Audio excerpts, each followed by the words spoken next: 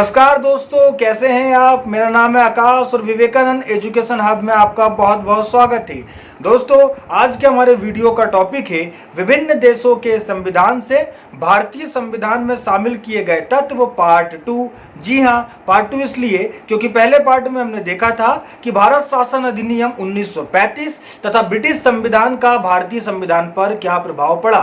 लेकिन आज की इस पार्ट 2 में हम देखेंगे कि अमेरिकी संविधान और आयरलैंड के संविधान का भारतीय संविधान पर क्या प्रभाव पड़ा, अर्थात अमेरिकी संविधान तथा आयरलैंड के संविधान से कौन से तत्वों को लेकर हमने भारतीय संविधान में शामिल किया है। तो दोस्तों, ये बहुत ही महत्वपूर्ण टॉपिक है क्योंकि किसी भी एग्जाम में इस टॉपिक से सीधे क्वेश्चन आते हैं, तो इसे ध्यान से समझिएगा। और अगर ये वीडियो आपको पसंद आता है तो प्लीज इसे लाइक कीजिए, कमेंट्स कीजिए और शेयर कीजिए। और एजुकेशन से संबंधित ऐसे ही वीडियोस लगातार पाने के लिए विवेकानंद एजुकेशन हब को बेल आइकन दबाकर सब्सक्राइब कर लीजिए। तो चलिए स्टार्ट करते हैं।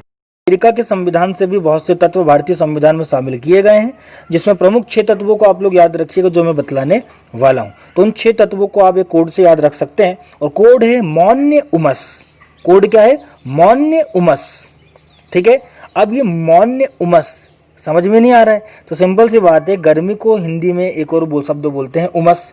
और जब उमस से गर्मी बहुत ज़्यादा पड़ती है तो उससे कुछ लोग मर भी जाते हैं, तो मतलब मौन हो जाते हैं। तो आप इसको ऐसा याद रखिएगा, मौन्य उमस। अब इससे क्या बनेंगे 6 तत्व? तो मौ से बनेगा मौलिक अधिकार, जिसे हम मूल अधिकार या फंडामेंटल राइट्स भी कहते हैं। तो मौ से क्या बना? मौलिक अधिकार। ठीक है, अब आप जानते हैं कि वे अधिकार जो व्यक्ति के अस्तित्व के लिए बहुत जरूरी होते हैं और हर नागरिक को इसलिए दिए जाते हैं ताकि वे एक गरिमापूर्ण जीवन जी सके, वही अधिकार मौलिक अधिकार कहलाते हैं। तो वे अधिकार हमारे भारतीय संविधान में भी आर्टिकल 12 से लेकर आर्टिकल 35 तक दिए गए हैं, जिन्हें हम 6 वर्गों में अध्ययन कर सकते हैं। तो फंडामेंटल राइट्स को भी हमने अमेरिका के संविधान से अपने संविधान में अडॉप्ट किया है। इसके अलावा बात करते हैं न्यायिक पुनर्विलोकन की, जिसे न्यायिक पुनरीक्षण या जुडिशियल रिव्यू भी कहा जाता है। अब ये न्यायिक पुनर्विलोकन क्या होता है? तो न्यायिक पुनर्विलोकन की शक्ति सामान्यतः न्यायपालिका के पास होती है और इस शक्ति के माध्यम से न्यायपालिका को यह अधिकार होता है कि वह विधायिका के द्वारा पारित ऐसे कानूनों का पुनर्विलोकन या रिव्यू कर सके कि वे कहीं संविधान का उल्लंघन तो नहीं करते हैं। ठीक है, अगर वे कानून संविधान का उल्लंघन करते हैं तो फिर न्यायपालिका उन कानूनों को अवैध या शून्य घोषित कर सकती है। तो इस प्रकार विधायिका के द्वारा बनाए गए कानूनों का रिव्यू या पुनर्विलोकन करने की शक्ति ही न्यायपालिका की न्यायिक पुनर्विलोकन की शक्ति कहलाती है। तो ये भी हमने अमेरिका के संविधान से अपनाया है। इसके अलावा याद रखिए, याद से बनता है यथोचित विधि प्रक्रिया। जैसे आपने वी से पढ़ा था ब्रिटेन का विधि द्वारा स्थापित प्रक्रिया, तो विधि द्वारा स्थापित प्रक्रिया का ही एक विकसित रूप है यथोचित विधि प्रक्रिया, जो हमने अमेरिका के संविधान से अपनाया है। अब विधि द्वारा स्थापित प्रक्रिया में क्या होता था कि पारित की गई विधि के संबंध में केवल यह देखा जाता था कि विधि को पारित करने की प्रक्रिया सही है या नहीं। अगर प्रक्रिया सही है तो विधि भी सही होगी। लेकिन यथोचित विधि प्रक्रिया में केवल प्रक्रिया नहीं देखी जाती, बल्कि यह भी देखा जाता है कि विधि उचित है या नहीं। ठीक है, अर्थात विधि का उद्देश्य, विधि का प्रभाव सही है या नहीं। इस प्रकार यथोचित विधि प्रक्रिया में विधि की प्रक्रिया भी देखी जाती है और विधि उचित है या नहीं उसके युक्तियुक्त तर्कों को भी देखा जाता है। और यह हमने अमेरिका के संविधान से ही ये तत्व को अपनाया है। अगला है ऊ। तो ऊ से बनता है उपराष्ट्रपति का पद। याद रखिएगा, ऊ से बनता है उपराष्ट्रपति का पद, जो कि हमने अमेरिकी संविधान से ही अडॉप्ट किया है। तो उपराष्ट्रपति के बारे में हम 2 बातें तो जानते ही हैं कि ये हमारी राज्यसभा का पदेन सभापति होता है। इसके अलावा इसका एक और महत्वपूर्ण कार्य होता है राष्ट्रपति की अनुपस्थिति में उसके पद का निर्वहन करना। तो उपराष्ट्रपति का पद हमने अमेरिकी संविधान से लिया।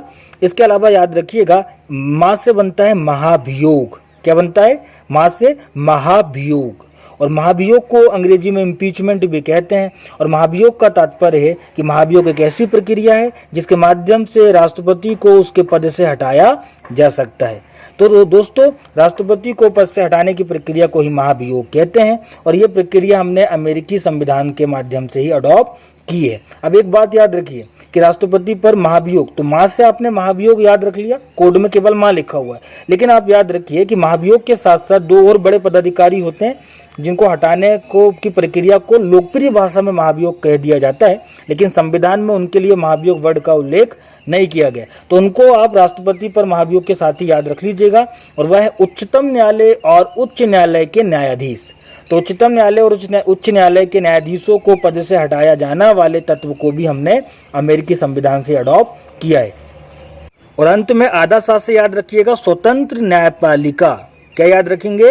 स्वतंत्र न्यायपालिका, या जिसे आप न्यायपालिका की स्वतंत्रता भी कह सकते हैं। तो दोस्तों, अमेरिका का सुप्रीम कोर्ट विश्व का सबसे शक्तिशाली कोर्ट है, मतलब अमेरिकी सुप्रीम कोर्ट को जितनी पावर दी गई है विश्व में और किसी देश में इतनी पावर न्यायपालिका को नहीं है। तो उसी स्वतंत्रता के सिद्धांत को अपनाते हुए हमने अपने न्यायालय को भी पूर्णतः स्वतंत्रता प्रदान की है। तो स्वतंत्र न्यायपालिका का तत्व याद रखिएगा, हमने अमेरिकी संविधान से अडॉप्ट किया है।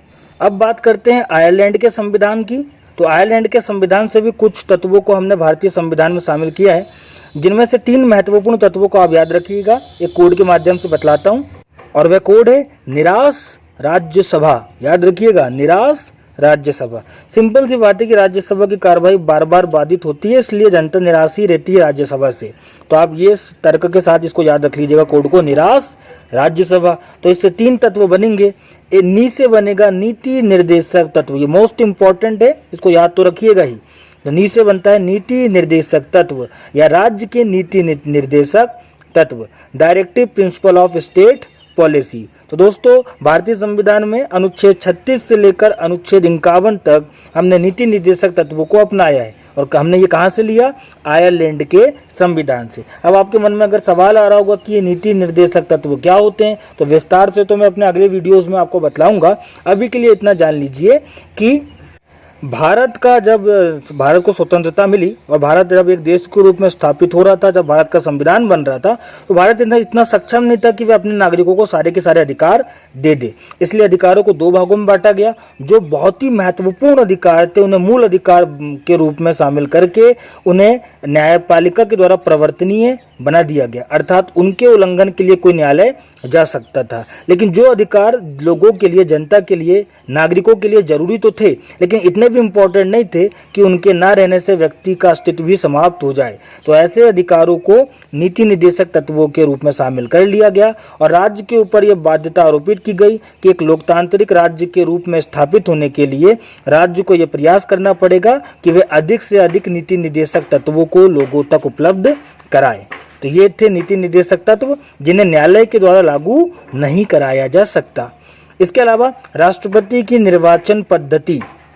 तो आप सभी जानते हैं कि भारतीय राष्ट्रपति का निर्वाचन एकल संक्रमणीय मत द्वारा आनुपातिक प्रतिनिधित्व की पद्धति, अर्थात single transferable vote by proportional representation की पद्धति से होता है। ठीक है, और ये राष्ट्रपति की निर्वाचन पद्धति हमने आयरलैंड के संविधान से ही अपनाई है। इसके अलावा अंतिम में आप याद रखिएगा राज्यसभा। तो राज्यसभा से बनेगा राज्यसभा के लिए सदस्यों का नामांकन। तो दोस्तों, आप लोग जानते हैं कि राज्यसभा के लिए जो सदस्यों को नॉमिनेट किया जाता है राष्ट्रपति के द्वारा, कि राष्ट्रपति साहित्य, कला, विज्ञान और समाज सेवा में विख्यात ऐसे 12 व्यक्तियों को राज्यसभा में मनोनीत या नामांकित कर सकता है। तो ये प्रावधान हमने आयरलैंड के ही संविधान से अडॉप्ट किया है। तो दोस्तों, ये था आज का टॉपिक। उम्मीद है आपको ये पसंद आया होगा। मिलते हैं अपने अगले वीडियो में नए विषय के साथ। तब तक के लिए थैंक यू वेरी मच और टेक केयर दोस्तों।